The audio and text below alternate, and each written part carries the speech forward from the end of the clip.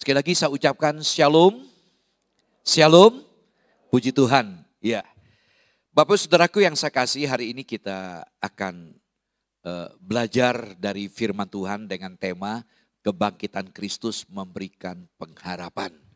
Ya, puji Tuhan. Saudara, saya bersyukur pemuji ya menjawab setiap apa yang sudah saya sampaikan dalam khotbah ini. Jadi nyanyian-nyanyian tadi itu merupakan pembahasan dalam penyampaian firman. Terima kasih buat pemuji yang luar biasa dan pemusik juga yang sudah mendukung ibadah hari ini. Saudaraku yang saya kasih, ayatnya banyak tapi tentu tidak semua kita baca. Ada 58 ayat dari 1 Korintus pasal yang ke-15. Nah saudaraku, ya kalau kita bicara tentang pengharapan, pengharapan ada kata erat dengan hal-hal yang bersifat ke depan.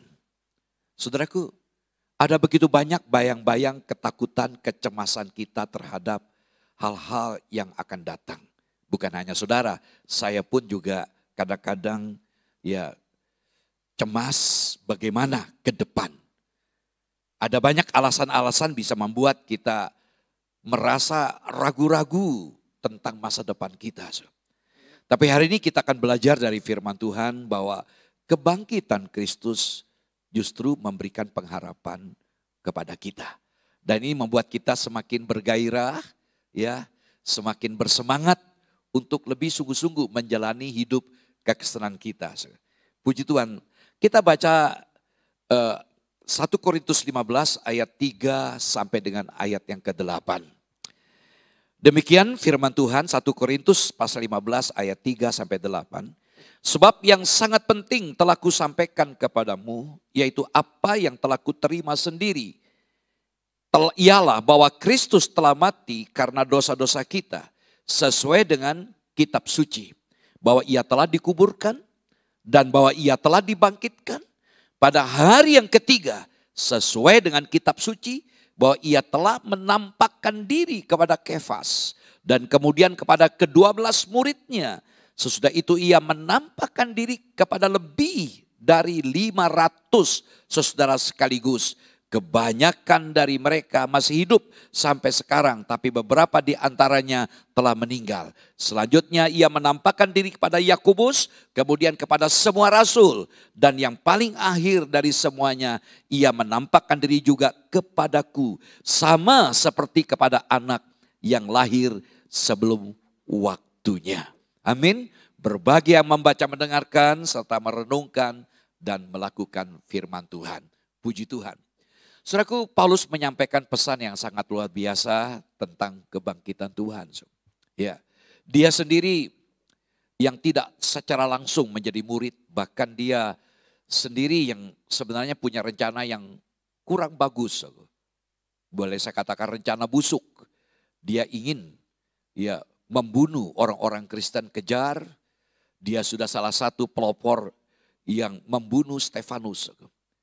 Tetapi Tuhan tangkap dia dalam perjalanan di Damsik. Dan dia melihat Tuhan yang mati itu hidup dan berbicara kepada dia. Nah, dalam ayat yang kita baca tadi, beliau ungkapkan bahwa Yesus memang benar mati. Ya, kita rayakan kemarin keagungan sebuah kematian. Tapi pada hari ketiga dia bangkit. Disaksikan oleh Kefas. Kefas itu adalah Petrus dan ke-12 murid. Dan rasul-rasul melihat. Dan dia sendiri. Dan disaksikan 500 saksi. Nah kalau dalam sebuah pengadilan, ini sudah lebih daripada alat bukti. Jadi Yesus benar-benar bangkit. Nah saudara yang saya kasih dalam Tuhan Yesus Kristus, fakta-fakta kebangkitan Kristus tidak terbantahkan. Dan bahkan meruntuhkan semua penyangkalan terhadap kebangkitan Kristus. Sekali lagi saya katakan, fakta-fakta kebangkitan Kristus tidak terbantahkan. Dan meruntuhkan, merobohkan semua penyangkalan terhadap kebangkitan Kristus. Walaupun sekarang ini ada upaya-upaya dari kaum liberal untuk menggoyahkan iman kekristenan di era postmodern ini. Beberapa buku, ya, novel-novel yang dibuat, bahkan film-film yang ditayangkan yang mengatakan bahwa Yesus tidak bangkit. Karena ada bukti-buktinya dari kuburan, generasinya Yesus. Saudaraku, tetapi kalau kita melihat kitab suci, ukuran kita kitab suci. Saudaraku, bahwa kita percaya bahwa dia bangkit.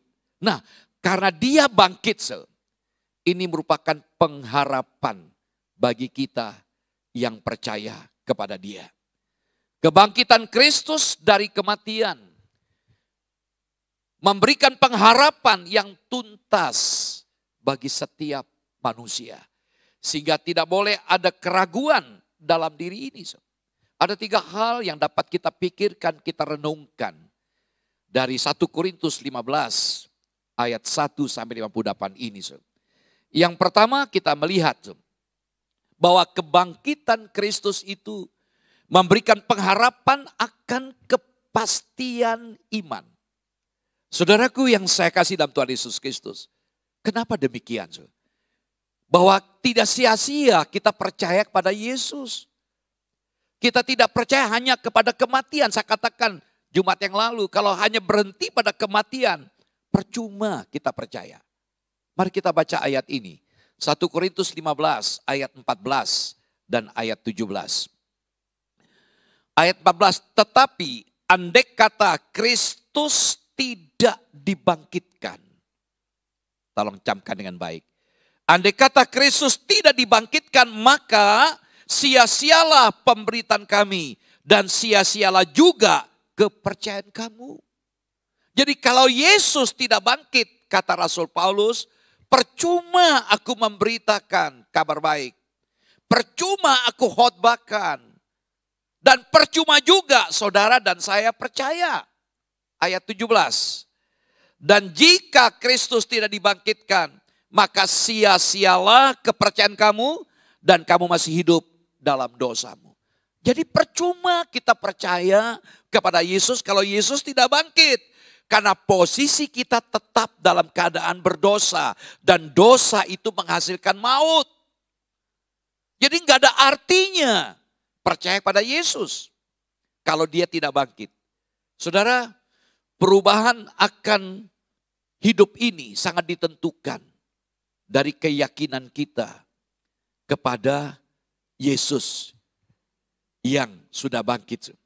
Karena itu selaku pengharapan akan perubahan hidup tidak bisa ada jika tanpa pengharapan akan kepastian iman. Jadi iman Kristen bukan iman yang semoga. Iman Kristen adalah iman yang pasti. Amin. Pasti. Kenapa demikian? Kebangkitan Kristus adalah inti. Perhatikan, kebangkitan Kristus adalah inti dari Injil sejati. Tadi diungkapkan dalam ayat yang keempat. Ia sudah dikuburkan dan ia sudah dibangkitkan pada hari ketiga sesuai dengan kitab suci. Saudaraku yang saya kasih, dalam ayat 3 dijelaskan, Yesus sudah mati karena dosa-dosa kita. Dan dia bangkit. Jadi suatu kebangkitan Yesus adalah inti Injil sejati. Saudaraku, dan inti dari iman Kristen. Jadi iman Kristen itu bertumpu pada kebangkitan Kristus. Kenapa hari Minggu menjadi hari ibadahnya orang Kristen? Karena memang ini hari kemenangan. Mengapa kita datang ke gereja hari Minggu? Itu sebagai wujud ucapan syukur kita atas anugerah, atas kemurahan yang sudah Allah berikan kepada kita yang sebenarnya tidak layak untuk menerimanya. Saudaraku, dulu dalam tradisi ibadah itu hari Sabtu. Itu tradisi Yahudi. Dan ingat, orang-orang Yesus melayani di area orang-orang Yahudi. Tapi karena mereka menolak, kesempatan bagi setiap kita Dan memang Yesus datang untuk semua orang. Saudaraku yang saya kasih, berubah. Walaupun ada gereja Kristen yang masih mempertahankan ibadah Sabtu, yaitu gereja Kristen Advent. Pada umumnya setiap gereja merayakan hari Minggu. Saudara, saya katakan tadi, kebangkitan Kristus adalah inti Injil dan inti dari iman Kristen. Injil yang memberitakan hanya kematian Yesus yang tidak bangkit. Perhatikan. Injil yang memberitakan hanya kematian Kristus yang tidak bangkit belum disebut Injil. Karena fakta, kenyataan mengatakan bahwa semua pendiri agama, filsafat, kebudayaan dan lain sebagainya pasti mati. Dan itu sama saja. Tetapi ketika Yesus bangkit dari kematian, inilah berita sukacita yang tidak bisa dicapai oleh semua agama, filsafat, kebudayaan dan lain sebagainya. Ini membuat kita bersukacita. Berita sukacita apa yang terkandung dalam kebangkitan Kristus? Yaitu Yesus bangkit dan memberikan kepastian iman. Yaitu kepastian iman yang berkaitan dengan keselamatan. Ya. Jadi kepastian iman ada kata erat dengan keselamatan. 1 Korintus 15 ayat 19. Jikalau kita hanya dalam hidup ini saja menaruh pengharapan pada Kristus, maka kita adalah orang-orang yang paling malang dari segala manusia. Ya, kalau hanya menaruh pengharapan. Ini menjelaskan kepada kita. Jika kita hanya menaruh pengharapan pada Kristus yang mati, itu maksudnya dan tidak bangkit, kita adalah orang-orang yang paling malang dari segala manusia. Tapi kita bersyukur Yesus yang sudah mati dan bangkit. Saudaraku, mari kita belajar hari ini ya, bahwa kebangkitan Kristus itu membuat kita merasa yakin akan iman kita. Dan buah dari iman itu, bagaimana tindakan-tindakan kita dalam mencari Tuhan. Kesungguhan hati kita untuk ambil bagian di dalam Tuhan. Ini hal yang penting. Yang kedua adalah memberikan jaminan bahwa kita akan bangkit. Wah. Jadi jangan pernah kita berpikir sesudah mati hidup manusia habis. Itu binatang. Binatang memang tidak punya roh. Dia punya nyawa. Mati selesai. Manusia bukan binatang. Manusia memiliki tubuh, jiwa, dan roh. Satu saat nanti ada keterpisahan antara tubuh dengan jiwa dan roh. Lewat kematian. Tapi manusia tetap hidup. Mari kita baca ayat 20. Ayat 20. 1 Korintus 15 ayat 20. Mengatakan demikian. Tetapi yang benar ialah. Sekali lagi saya bacakan. Tetapi yang benar ialah bahwa Kristus telah dibangkitkan dari antara orang mati. Sebagai yang sulung dari orang-orang yang telah meninggal. Jadi Yesus adalah yang sulung dari semua orang-orang. Nah setelah beliau, artinya yang pertama lalu kemudian disusul oleh kita-kita ini. Jadi kalau kita punya keluarga, saya masih ingat suami daripada Ibu Karsi dipanggil Tuhan. Saya senang dengan kesetiaannya, komitmennya untuk Tuhan. Membangun gereja, material dibopong dari begitu jauh bawa ke gereja. Kesetiaannya sampai akhir hidupnya. Setelah beliau meninggal, beliau bersama dengan Tuhan. Diawali oleh Tuhan dulu. Nah, saya tidak perlu membaca semua ayat. Tapi ada berapa ayat yang penting. Ayat 32, coba kita lihat. Ayat 32. Kalau hanya berdasarkan pertimbangan-pertimbangan manusia saja, aku telah berjuang melawan binatang buas di Efesus. Jika orang mati tidak dibangkitkan, maka marilah kita makan dan minum sebab besok kita mati. Jadi dari ayat ini kita bisa melihat kita harus punya prinsip hidup. Nilai-nilai kekekalan dari sekarang. Jangan kita berpikir dalam konsep dunia. Ya, bahwa hidup ini hanya sebatas di dunia ini. Setelah selesai ya selesai, mati ya selesai. Tidak, masih ada kehidupan lagi, neraka atau sorga. Bagi kita yang percaya, tempat kita di sorga. Jadi dikatakan kalau Yesus tidak bangkit, ya kita berpesta pora lah, nikmati dunia ini. Ya kalau kita akan bangkit, maka pandangan kita tidak akan sama dengan prinsip dunia. Berpesta pora lah, nikmati hidup, mumpung masih ada kesempatan hidup. Berbuat semaunya kita, seenaknya kita, toh kita akan mati. Tidak demikian. Mari kita warnai hidup kita dengan sikap yang benar. Karena apa? Karena kita akan diubah dengan tubuh yang baru. Karena Yesus sudah bangkit. Ketika kita mati, kita diubah dengan tubuh yang baru. Tubuh sorgawi, tubuh rohani, tubuh yang serupa dengan Kristus. Kita buktikan ayat-ayat ini mulai dari ayat 51. Pasal 15 ayat 51. Sesungguhnya aku menyatakan kepadamu suatu rahasia. Kita tidak akan mati semuanya, tapi kita semuanya akan diubah.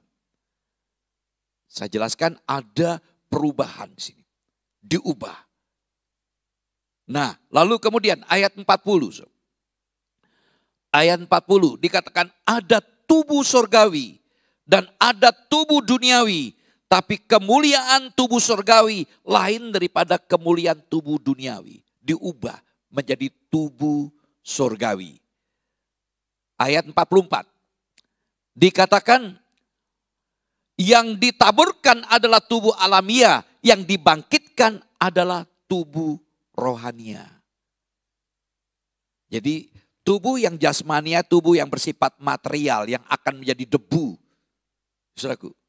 Tapi ada tubuh yang bersifat rohani. Satu ayat lagi dalam Filipi 3 ayat 21. Saya perlu membaca ayat ini untuk menjelaskan. Filipi 3 ayat 21 demikian firman Tuhan.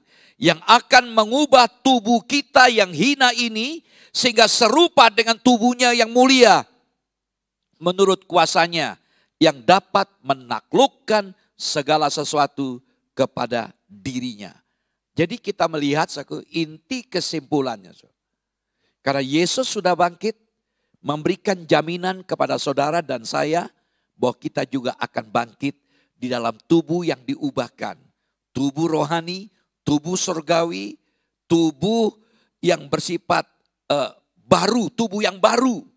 Yaitu tubuh yang serupa dengan Yesus. Ini berarti tubuh kemuliaan. Melampaui waktu dan tidak mati. Tidak diikat oleh waktu kesementaraan. Tubuh yang sangat rapuh dengan kesehatan segala ini ringkeh orang Jawa katakan. Ya, tapi ketika diganti tubuh kemuliaan tidak ada lagi ada sakit. Tubuh yang tidak dibatasi oleh tempat. Oleh jarak. Ketika nanti minggu mendatang saya akan jelaskan. Ketika Yesus bangkit, murid-murid dalam kondisi putus asa. Mereka ketakutan, mereka tutup pintu. Dalam kondisi pintu tertutup, Yesus masuk bertemu dengan mereka. Yesus berkata, damai sejahtera bagi kamu. Lalu murid-murid yang hadir waktu itu bercerita dengan Thomas karena Thomas absen, tidak bertemu, tidak bersekutu dengan teman-temannya.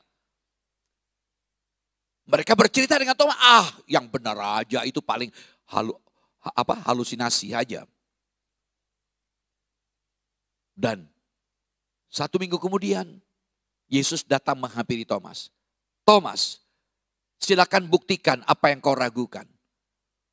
Bekas berlobang di tangan, di kaki, luka di lambung. Silakan kau jamah. Thomas enggak berani. Dia berlutut, engkaulah Allah. Saudaraku yang saya kasih, itulah gambaran. Tubuh kemuliaan, tubuh yang bisa makan, tapi tubuh yang juga tidak perlu makan. Karena kita tahu Yesus setelah dia bangkit pernah makan bersama murid-murid sarapan. Nah, ada yang bertanya, saya ingin kasih keterangan sedikit. Adakah roh orang mati yang gentayangan? Karena ada kaitan ya. Jadi kalau orang sudah mati, kemana perginya? Gentayangan, tidak ada roh orang mati yang gentayangan. Ada Pak. Ya, saya tidak banyak cerita, ada banyak kisah-kisah nyata. Ada, ya, dia datang hampiri. Itu terjadi di NTB. Ya, ketika mereka bikin acara, ya, tiba-tiba, ya, ibu-ibu yang sedang masak, hai anak-anak apa kabar? Pada lari semua, rumah panggung mereka jatuh, ada yang patah tulang kaki. Nah, mereka lalu pakai dukun cari kenapa bisa begitu. Ada yang ketinggalan dan benar sepertinya ada ketinggalan rambut. Ya, karena ini nenek-nenek rambut ketinggalan di bawah kasurnya. Dikuburin. Tapi apakah benar kitab suci mengatakan tidak? Orang yang sudah mati ada di dunia orang mati. Yang disebut dengan Hades. Ingat kisah Lazarus dengan orang kaya. Lazarus di pangkuan Nabi Ibrahim atau Abraham. Dan orang kaya ada dalam api siksaan. Jadi orang mati itu ada di dunia. Namanya Hades, dunia orang mati. Belum neraka kekal bagi orang tidak percaya. Di dalam siksaan. Karena istilah neraka itu ada Tartaros. Ada berapa istilah. Tapi yang jelas. Nah lalu siapa yang nampak? Saya katakan setan yang menyerupai. Karena itu kalau ada yang menampakkan diri diusirnya dalam nama Yesus. Aku percaya si Mbah yang dalam Tuhan sudah bersama dengan engkau. Hei setan pergi kau. Ya, kenapa? Tubuh kemuliaan sudah diberikan bagi setiap orang percaya. Ya saudaraku, ini perlu kita pahami. Nah lalu yang terakhir yang ketiga. Yang ketiga menyatakan bahwa kita adalah pemenang. Tadi kita nyanyikan itu. Ayat 57. Tetapi syukur kepada Allah yang telah memberikan kepada kita kemenangan oleh Yesus Kristus Tuhan kita. Kebangkitan Kristus menyatakan bahwa kita adalah pemenang. Bukan hanya menyatakan tentang kepastian iman kita. Bukan hanya memberikan jaminan untuk yang akan datang bahwa kita akan dibangkit. Ada pengharapan dalam Tuhan. Yang ketiga, menyatakan kita adalah pemenang. Kemenangan kita didasarkan oleh kuasa darah dan kebangkitan Yesus. Jadi saudara, kita adalah pemenang dan bukan pecundang. Ngomong kiri kanan, kita adalah pemenang. Nah, karena jangan biarkan iblis menipu saudara. Ketika kita gagal, ketika ada problem, seringkali suara-suara sumbang yang bisa menggoyahkan iman kita. Ketika kita melayani, seringkali kita ditipu dengan perasaan-perasaan yang tidak enak, rasa bersalah segala macam. Mari kita belajar, kita adalah pemenang. Nah, hal ini membuat kita berdiri teguh dan membuat kita semangat dalam ikut Tuhan dan melayani. Saya butuh waktu untuk menjelaskan bagian ini jadi goal pencapaian kita sebagai implementasi. Kalau saudara tahu bahwa saudara pemenang, dua sikap ini harus kita miliki. Berdiri teguh dan tetap semangat. Nah, mari kita lihat ayat 58. Ayat 58. Karena itu saudara, sekali lagi, karena itu saudaraku yang kekasih, berdirilah teguh, jangan goyah dan giatlah selalu dalam pekerjaan Tuhan. Sebab kamu tahu bahwa dalam persekutuan dengan Tuhan, jeripayamu tidak sia-sia. Perhatikan ungkapan karena itu saudaraku. Apa maksudnya karena itu? Kata karena itu dikaitkan dengan ayat sebelumnya. Dihubungkan dengan ayat sebelumnya. Yaitu dari ayat 1 sampai dengan ayat 57. Saya bacakan saja ayat 55 yang disebutkan oleh Ibu Triposa tadi. Ayat 55, 56. Hai maut, di manakah kemenanganmu, hai maut, di manakah sengatmu? Sengat maut ialah dosa, dan kuasa dosa ialah hukum Taurat. Jadi kata karena itu berdirilah teguh, bersemangatlah dalam pelayanan. Karena Tuhan hidup, Tuhan bangkit, dan Tuhan mengalahkan dosa. Ini jadi dasar. Dasar kita ikut Tuhan. Dasar kita melayani. Karena Yesus hidup. Yang kita ikuti, yang kita layani, Dia yang hidup, yang bangkit, dan mengalahkan dosa. Tanpa dasar yang kuat, kita akan goyah, jatuh dalam rutinitas dan kelelahan. Ya jujur aja, kita ikut Tuhan bisa capek loh. Masalah-masalah yang belum selesai, kondisi ekonomi, kondisi kesehatan. Dalam minggu begini banyak jemaat kita yang mengalami terganggu kesehatan, termasuk saya juga. Rapuh. Kalau kita tidak meyakini Dia hidup dan Dia bangkit mengalahkan dosa, kita pun goyah. Karena itu perlu dasar yang kuat. Tanpa dasar yang kuat, tanpa pemahaman tentang kebangkitan Kristus, kita gampang goyah. Kita lihat dalam ayat tadi dikatakan, giatlah selalu, ayat di atasnya. Berdirilah teguh, jangan goyah, dan giat selalu dalam pekerjaan Tuhan. Sebab kamu tahu bahwa dalam persekutuan dengan Tuhan, jerih payamu tidak sia-sia. Seringkali kita merasa capek Tuhan. Ya jujur aja. Melayani sebagai hamba Tuhan pun saya rasakan berat. Orang bisa gampang. Jadi pendeta itu, maaf. Ya coba buktikan aja dah. Ya, enak. Jadi pekerja aja, pengusaha tanpa beban. Saudaraku, dan kadang-kadang dalam hati ini muncul capek Tuhan. Di firman Tuhan hari ini, jerih payamu tidak sia-sia. Nah kata jerih payah, minta maaf. Kata jerih payah di sini dari kata kopos. Bukan keropos ya. Kata Yunani kopos. Dari kata kopto. Itu kopto itu dipotong atau ditebang. Nah arti harafiah, arti literal dari kata kopos ini suatu penyertaan yang sulit. Ya, keadaan yang tidak nyaman. Keadaan yang kesusahan, keadaan yang mengalami kesulitan yang berat, ini menandakan usaha ke titik kelelahan. Jadi ketika bicara jerih payah, kita ada titik kelelahan. Tapi Tuhan katakan pagi ini kalau engkau merasa lelah, capek, sakit belum sembuh-sembuh, masalah belum selesai, kondisi ekonomi belum tuntas, semakin parah. Tetap berjuang, berdiri teguh. Apapun yang kita lakukan,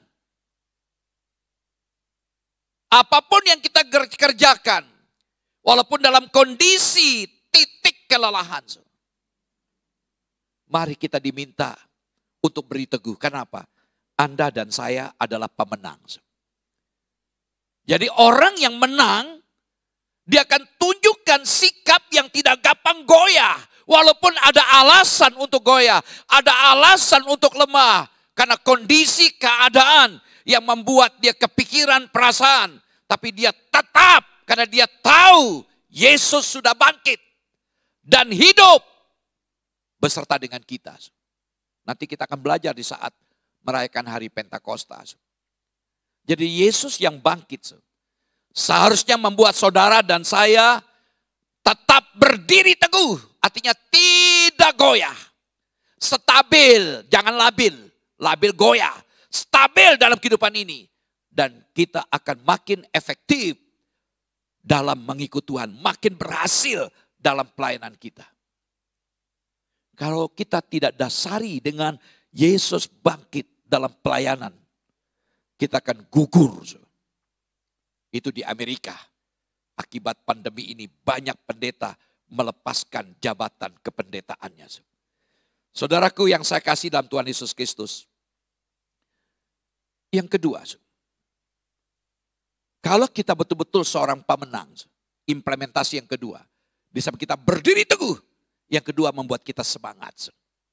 Kembali ke dalam ayat yang ke-58. Karena itu saudaraku yang kekasih, berdirilah teguh, jangan goyah dan giat selalu dalam pekerjaan Tuhan. Sebab kamu tahu. Ini perhatikan, saya baca supaya tidak ulang lagi ya. Sebab kamu tahu dalam persekutuan dengan Tuhan jeripayamu tidak sia-sia. Ada lagi ungkapan yang menarik. Baca lagi, giatlah selalu dalam apa saudara? Pekerjaan Tuhan. Dua ungkapan kita perhatikan. Pertama, sebab kamu tahu. Yang kedua, dalam pekerjaan Tuhan. Nah, ungkapan sebab kamu tahu dari kata oida. Dalam bahasa Yunani, oida itu artinya sudah tahu dan pasti. Jadi ketika sebab kamu tahu, kita sudah tahu kalau Yesus hidup. Yesus sudah bangkit. Sudah tahu dan pasti, tidak perlu pakai pengalaman lagi. Hari ini pun kita sudah dengar Yesus hidup dan dia bangkit. Tidak butuh pengalaman atau hal-hal yang perlu dibuktikan. Yesus sudah bangkit. Nah, ini dikontraskan dengan Filipi 3 ayat 10. Di mana Paulus berkata, ya keinginannya yang kuingini adalah mengenal Tuhan. Bukan gunakan kata oida, menggunakan kata ginosko. Ginosko. Ya, dalam Filipi 3:10 artinya tahu kenal Tuhan itu melalui pengalaman kita bersama Tuhan. Kita bisa mengenal Tuhan di situ karena ada hubungan yang intens, hubungan yang intimasi, keintiman, kedekatan, itulah pengalaman. Tapi ketika bicara ayat ini, sebab kamu tahu, karena sudah tahu dan pasti tidak perlu pakai pengalaman. Karena Yesus sudah bangkit. Nah, kalau kita tahu bahwa Yesus sudah bangkit, mari kita semangat bergiat dalam pekerjaan Tuhan. Perhatikan ungkapan pekerjaan Tuhan. Nah, kata Yunani yang digunakan pekerjaan Tuhan dari kata yang memiliki arti miliknya Tuhan. Jadi ketika kita melayani, kita sedang melayani Tuhan. Maka Kolose 3 ayat 10. Kolose pasal 3 ayat 23. Ketika kita bekerja, sebagai seorang karyawan kita bekerja, tuan kita mungkin bukan Kristen. Dikatakan Kolose 3:23, bekerjalah seperti untuk Tuhan. Padahal majikan kita bukan Kristen. Tapi kita diberikan tanggung jawab sebagai pekerja, bekerjalah seperti untuk Tuhan. Karena itu saat kita giat bekerja dan kita melayani, kita harus memandang bahwa ini adalah punyanya Tuhan. Untuk Tuhan, dari Tuhan dan oleh Tuhan. Kalau kita lakukan itu, luar biasa. Saya bersyukur sini ada beberapa jemaat yang sungguh luar biasa. Senyap, dekor ini dibuat oleh bapak-bapak yang pendiam, tidak menonjol. Istrinya menonjol memimpin pujian. Anak-anaknya tadi pemuji dan pemusik. Bersama-sama dengan ibunya, bapaknya diam, buat. Mari kita belajar. Enggak gampang buat begini. Kita nikmati, kemarin Jumat banyak nikmati foto bersama karena begitu agung gambar Yesus. Luar biasa. Ya saudaraku, ini sebuah ajakan bagi kita. Kita bisa bergairah kalau kita sadar apa yang kita lakukan itu lakukan seperti untuk Tuhan. Dan ingat jeripayamu dikatakan kelelahanmu tidak pernah sia-sia. Saudaraku, perhatikan kata giatlah. Kata giatlah ini memang sulit diterjemahkan dari bahasa aslinya. Kata Yunani yang digunakan dari kata periseo, itu artinya berlimpah. Berarti melimpah dengan. Jadi istilah ini dipakai untuk bunga yang dari kuncup menjadi mekar. Berbunga. Nah, ini menarik. Jadi dalam kondisi kita dalam titik kelemahan, kita punya alasan untuk berkata mundur atau tidak melayani. Ya, kita diminta giat. Harus kita melawan rasa tidak senangnya itu. Ditambah dengan keterangan kata selalu. Giatlah selalu. Nah, kata selalu dari kata Yunani yang menarik. Dari kata pantote. Pantote. Ini artinya sepanjang waktu.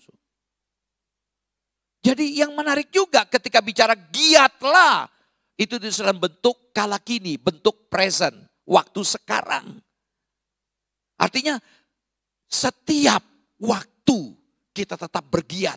Walaupun kita ada titik kelemahan. Kecewa mungkin. Marah mungkin. Dan kita ingin protes. Enggak puas mungkin. Kita diminta untuk menjadi gaya hidup kita untuk bergiat. Sepanjang waktu. Ini artinya seharusnya kita lakukan senantiasa. Tidak bergantung bagaimana perasaan saya. Tidak bergantung pada situasi saya. Walaupun ada alasan untuk berkata tidak bergiat. Ada alasan untuk melepaskan semuanya.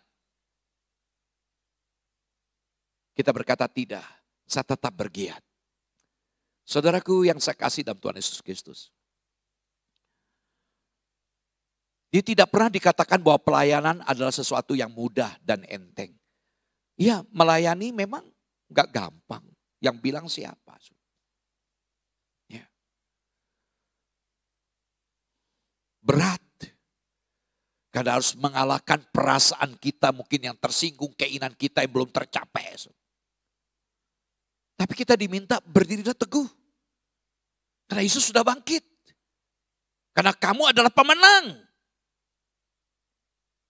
Walaupun memang gak mudah. Jadi kita harus bertahan. Ada pergumulan, ada tantangan. Disalah mengertikan dan sebagainya. Kita tetap teguh berdiri. Tetap semangat bergiat. Jadi Yesus yang bangkit. Menguatkan. Sekaligus menumbuhkan kita dalam hidup ini. Sehingga kita bisa melayani Tuhan dengan antusias dan efektif. Dimanapun kita ditempatkan. Bukan hanya di pelayanan mimbar, di masyarakat, dimanapun. Kita tetap semangat. Karena kita tahu apapun kita lakukan seperti untuk Tuhan. Ingat, pelayanan bukan untuk dilihat. Pelayanan bukan untuk dipuji oleh orang. Untuk cari nama. Mari kita belajar, saudara. Kita melayani dengan sungguh yang sudah terlibat dalam pelayanan. Jangan ada kata patah semangat. Ya. Jangan ada kata patah semangat. Karena kita melayani bukan untuk dilihat oleh orang. Bukan mencari pujian. Bukan untuk cari nama. Dan bukan untuk mencari untung. Lalu kita gunakan pelayanan untuk mencari apa yang kita ingin capai. Itu namanya manipulasi pelayanan. Dasarnya kita melayani. Yesus sudah bangkit memberikan kemenangan kepada saudara dan saya. Apa yang kita lakukan memiliki dampak bagi kemuliaan Tuhan. Dan memiliki dampak bagi saudara dan saya di masa yang akan datang. Artinya apa? Jeripaya tidak sia-sia. Ketika kita ketemu dengan Tuhan. Tuhan berkata, sabaslah, hai engkau hambaku yang setia. Karena engkau setia dengan perkara yang kecil. Aku berikan tanggung jawab yang besar. Itu contoh konkret. Artinya apa? Apa yang kita lakukan tidak pernah sia-sia. Tuhan tahu memberikan terbaik. Begitu banyak yang saya lihat yang suka memberi dalam hidupnya. Bukan hanya uang, tenaga, pikiran. Tuhan berkati. apapun yang kita lakukan tidak pernah kembali sia-sia. Yang engkau tabur hari ini, mungkin tidak engkau tuai saat ini, tapi akan datang, engkau akan menuai. Dan ketika bertemu dengan Tuhan, Tuhan tahu memberikan upah, mahkota kepada saudara. Tuhan Yesus menjelaskan kepada kita hari ini, bahwa fakta kubur kosong. Kebangkitan Kristus mampu mengangkat seluruh hakikat keberadaan saudara dan saya, hingga hidup yang berat dan serba tidak menentu sekarang ini dapat kita jalani dan isi dengan pertolongan kuasa kebangkitannya. Pengharapan, ingat, kekuatan, kepastian di masa depan. Karena itu kuasa kebangkitan Kristus memberikan pengharapan. Jangan berhenti untuk berharap kepada Tuhan.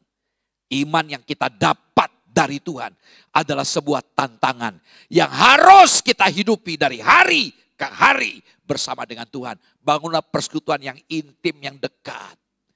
Karena Anda dan saya adalah pemenang. Berdiri teguh, tetap semangat. Tuhan Yesus memberkati.